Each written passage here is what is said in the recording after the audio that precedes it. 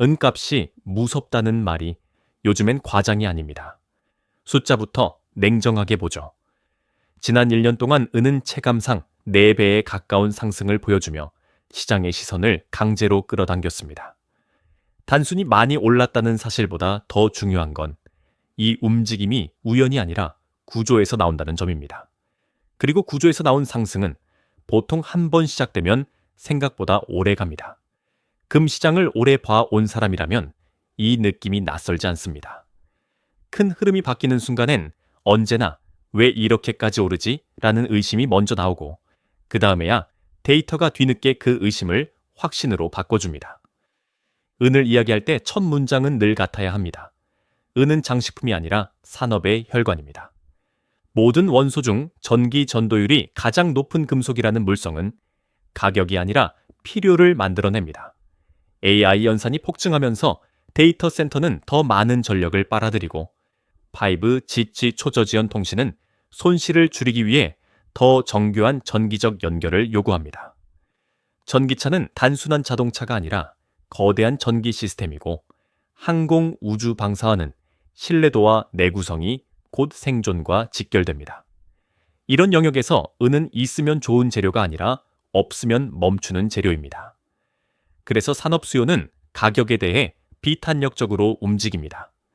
10% 비싸졌다고 반도체 생산이 멈추지 않고 몇 배가 올랐다고 전기차 라인이 서지 않습니다. 산업은 필요를 먼저 충족시킨 뒤 비용을 소비자 가격에 전가합니다. 그게 현실입니다. 여기서 우리가 오늘 잡아야 할 프레임은 단 3가지입니다.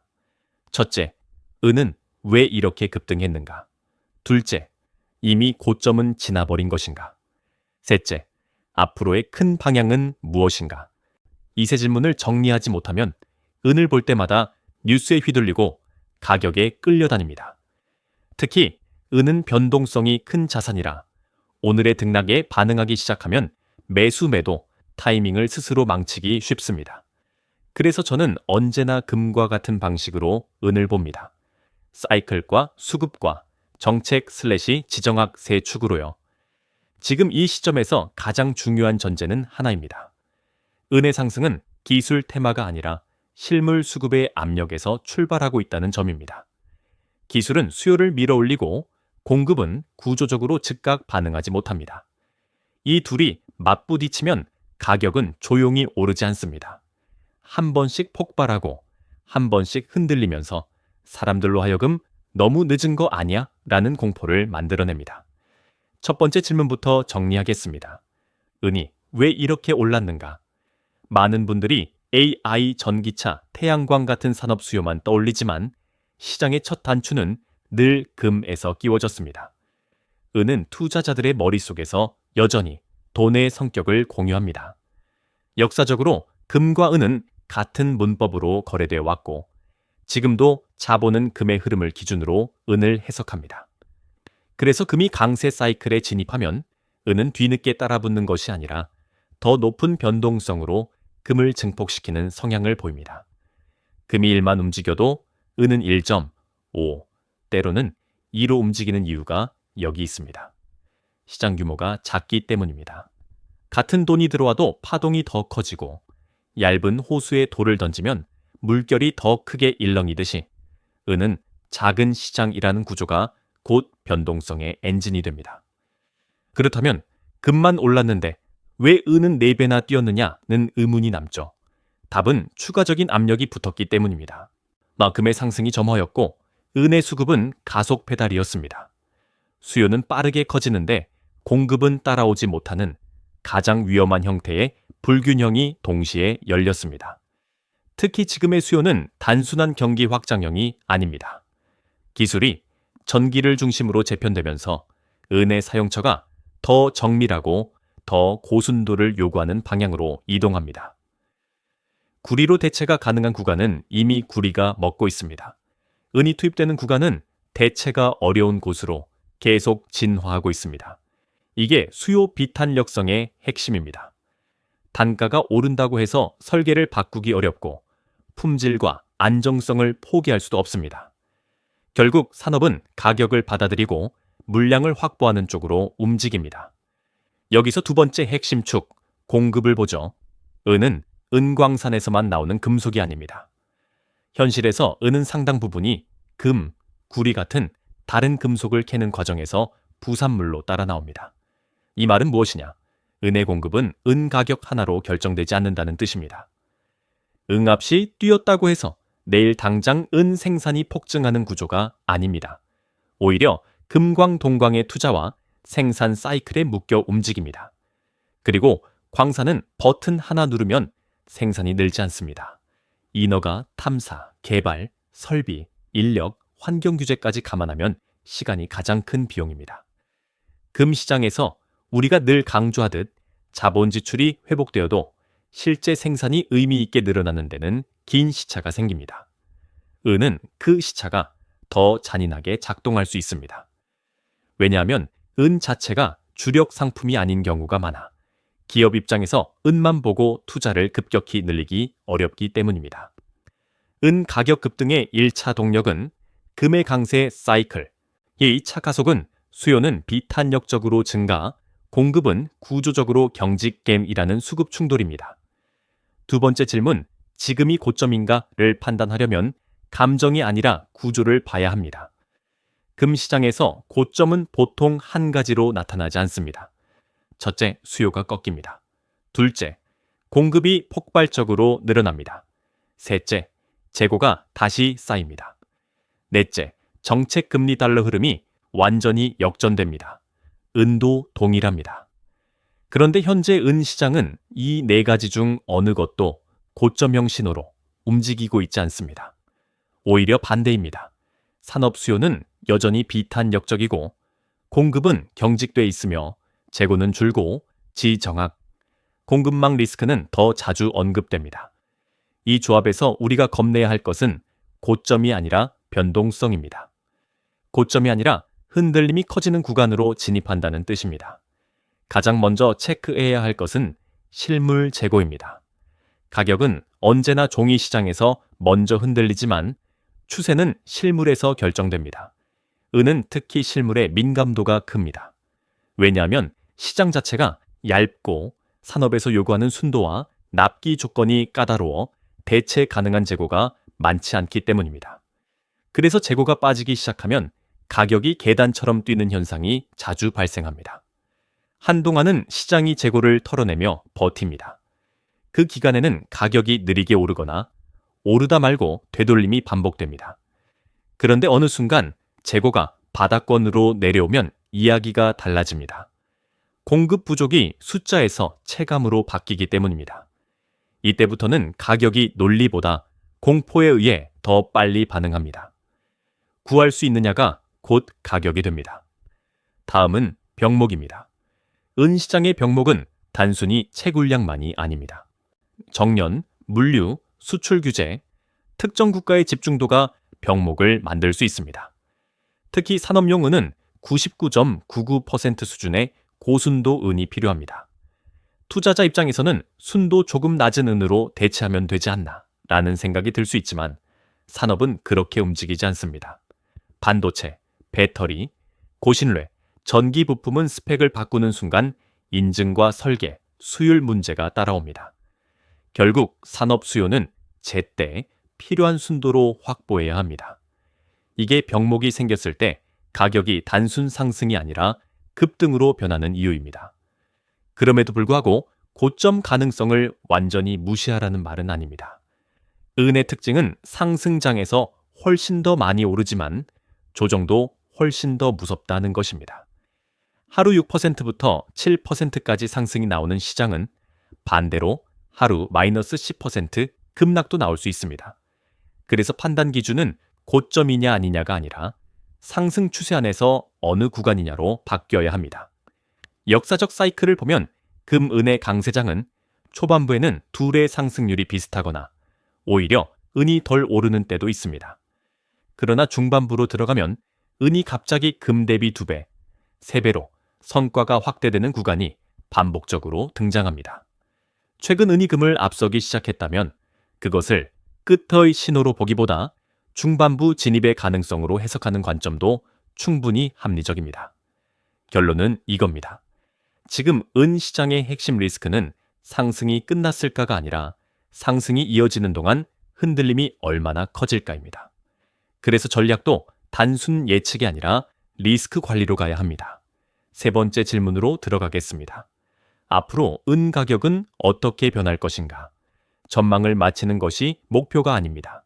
이니 우리가 할 일은 가능성이 높은 시나리오를 세우고 그 시나리오에 맞는 행동 규칙을 정하는 겁니다.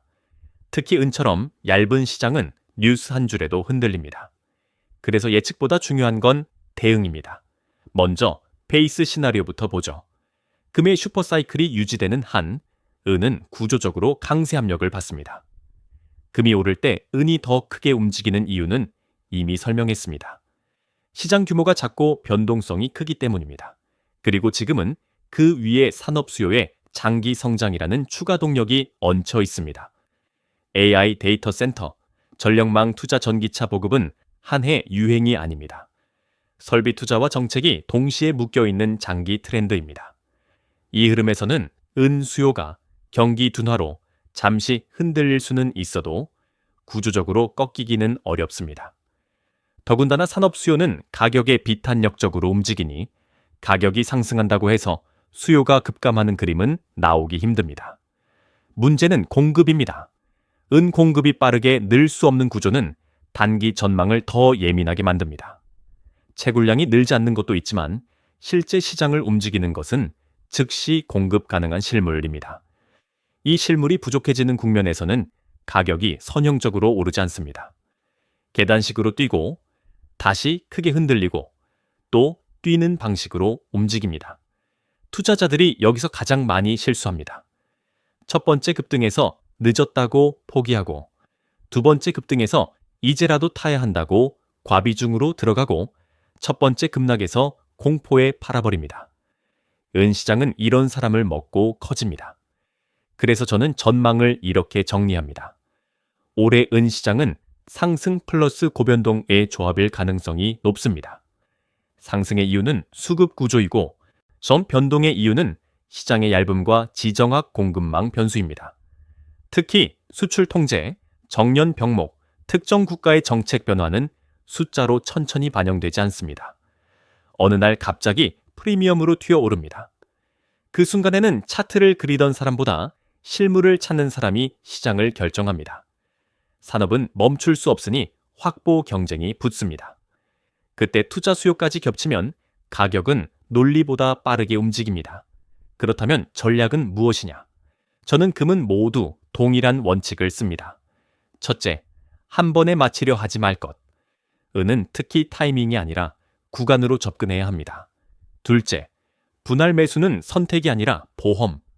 예를 들어 원래 한 번에 들어갈 금액이 있었다면 4회에서 5회로 쪼개 월 단위로 들어가면 평균 단가가 시장의 변동을 흡수합니다. 셋째, 비중은 잠을 기준으로 정하라. 밤에 잠이 깨는 비중이면 과비중입니다. 은은 하루 마이너스 10%도 가능한 자산입니다.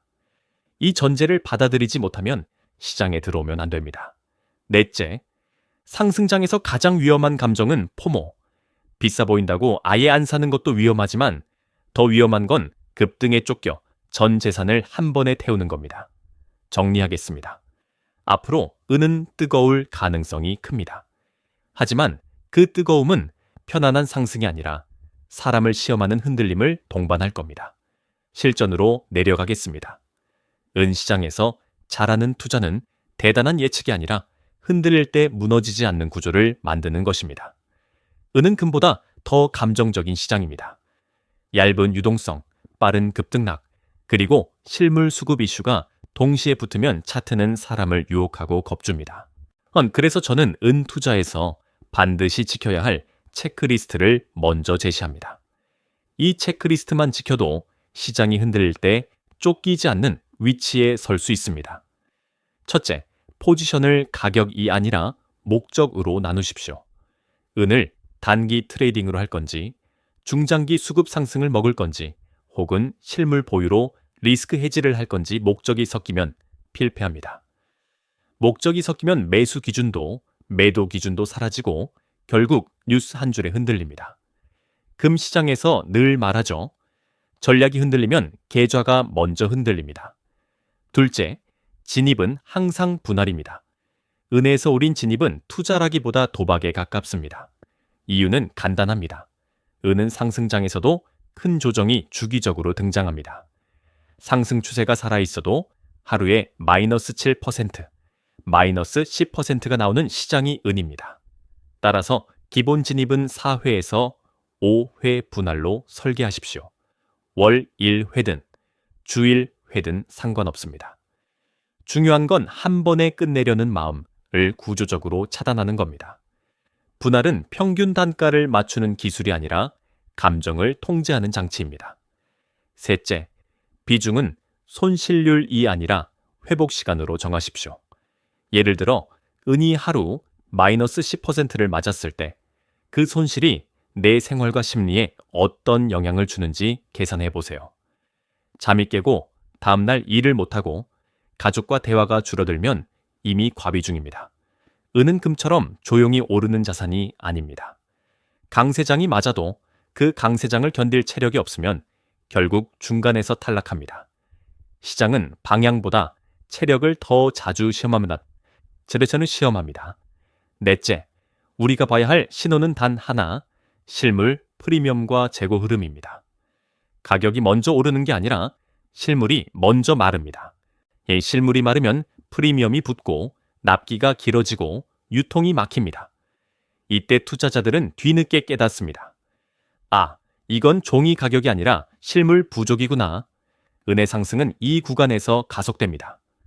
반대로 진짜 조정의 전조는 재고가 회복되고 프리미엄이 꺾이는 순간입니다. 물론 우리는 완벽한 데이터를 실시간으로 다 갖고 있진 않습니다. 하지만 시장의 체감은 언제나 힌트를 줍니다. 실물 구하기가 쉬워지는가, 납기가 짧아지는가, 거래가 부드러워지는가. 이런 변화가 누적되면 상승의 속도는 둔화될 가능성이 커집니다. 다섯째, 뉴스 리스크를 시나리오로 흡수하십시오. 중국의 수출 통제, 정년 병목, 지정학 충격은 맞힐 수 있는 이벤트가 아닙니다. 대신 발생하면 어떤 가격 반응이 나올 수 있는가를 미리 가정해 두는 겁니다. 발생 시 급등할 수 있는 변수라면 보유자는 공포보다 준비된 태도로 대응할 수 있습니다. 반대로 이런 변수들이 완화되는 흐름이 나오면 우리는 공격적으로 늘리기보다 속도를 줄이고 분할을 더 촘촘히 해야 합니다. 은 시장에서 살아남는 사람은 방향을 맞힌 사람이 아니라 구조를 만든 사람입니다. 분할, 비중 관리, 실물, 신호 체크, 시나리오 대응. 이 네 가지를 지키면 은의 상승을 흥분이 아니라 규칙으로 가져갈 수 있습니다. 은 투자에서 가장 중요한 건 머리로는 이해했는데 손이 따라가지 못하는 순간을 줄이는 겁니다. 그래서 저는 매수 대기 축소를 감정이 아니라 조건으로 결정합니다. 금시장에서 통하는 원칙은 은에서도 그대로 통합니다. 다만 은은 변동이 더 크니 규칙은 더 단단해야 합니다. 첫째, 추가 매수는 급등이 아니라 급락에서 합니다. 많은 분들이 은이 강하게 뚫고 올라갈 때 따라 붙습니다. 하지만 은의 특성상 그 순간은 프리미엄이 과열되고 단기 매수세가 몰리며 이후 흔들림이 커질 가능성이 큽니다. 강세장에서는 오히려 떨어질 때가 기회입니다. 단, 아무 급락이나 사는 게 아닙니다. 급락이 나왔을 때 아래 세 가지를 체크하세요. 1. 산업 수요가 꺾였다는 신호가 있는가? 2. 실물, 프리미엄이 붕괴하고 있는가? 3. 재고가 의미 있게 회복되고 있는가?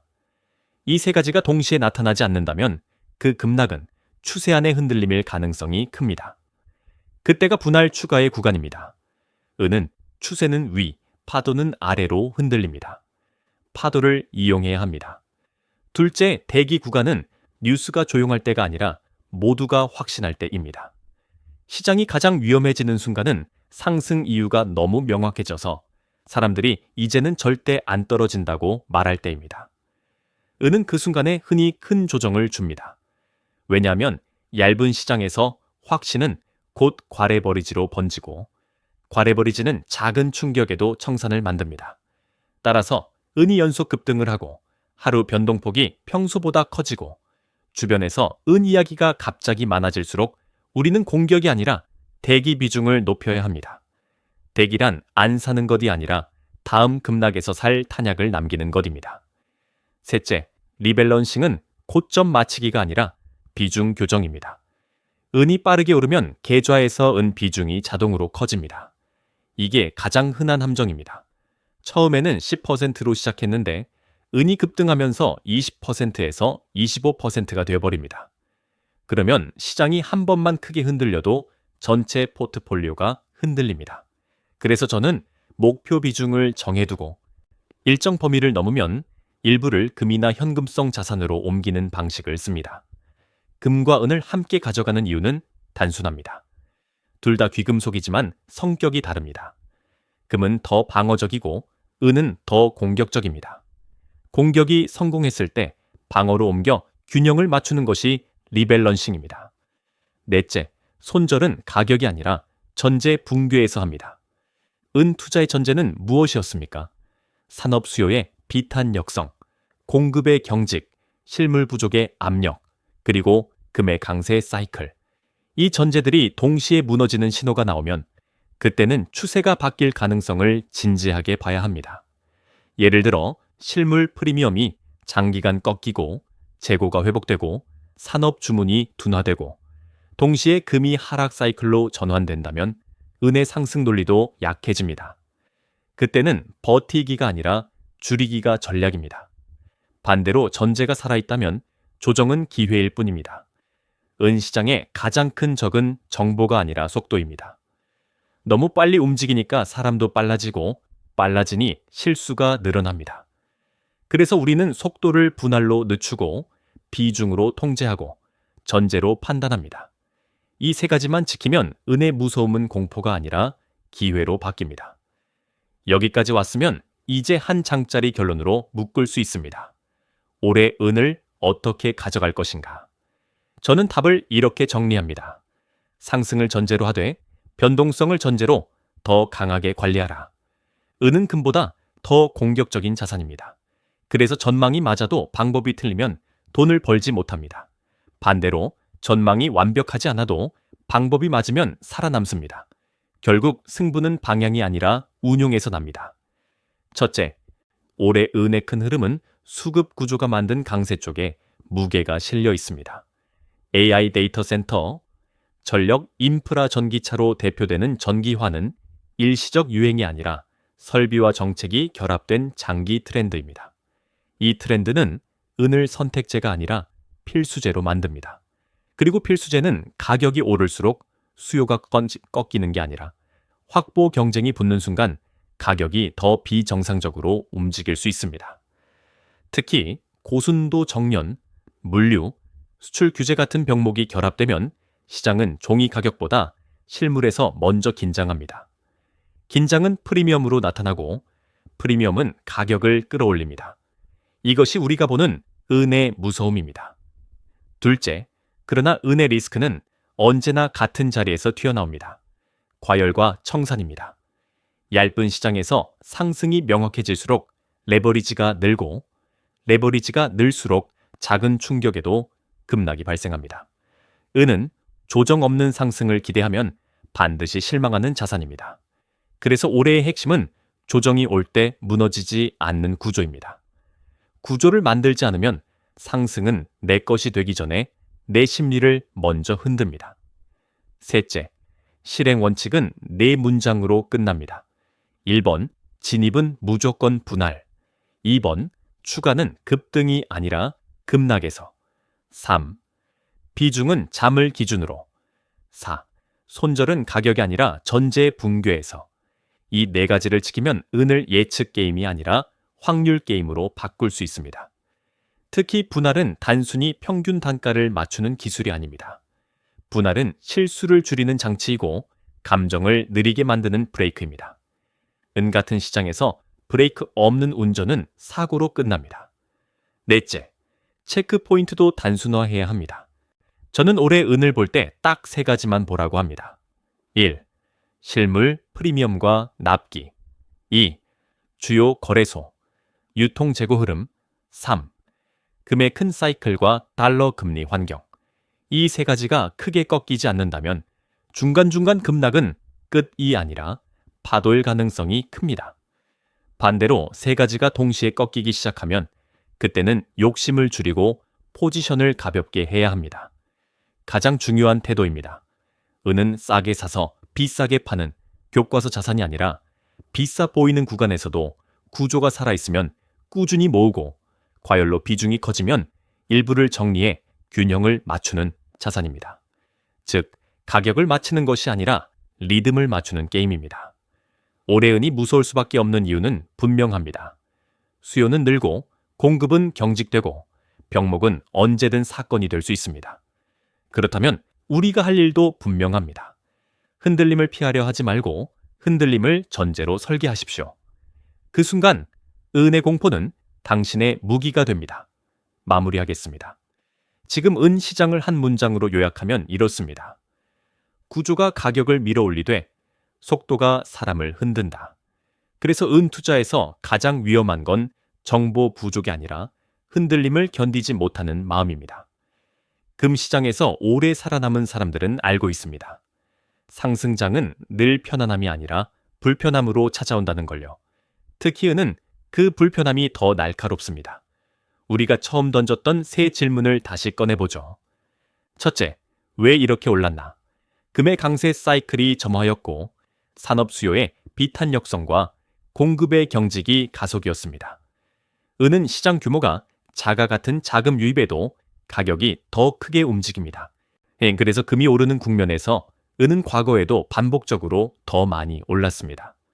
지금의 강세가 특별한 이유는 그 반복되는 패턴 위에 첨단 전기화라는 장기 수요가 얹혀 있다는 점입니다. 기술은 일시적 테마가 될 수 있지만 전기화는 산업의 방향입니다. 방향이 바뀌면 원자재의 가격은 생각보다 오래 움직입니다. 둘째, 지금이 고점인가? 고점의 조건을 기억하십시오. 수요가 꺾이고 공급이 늘고 재고가 쌓이고 금융환경이 역전될 때 고점이 옵니다.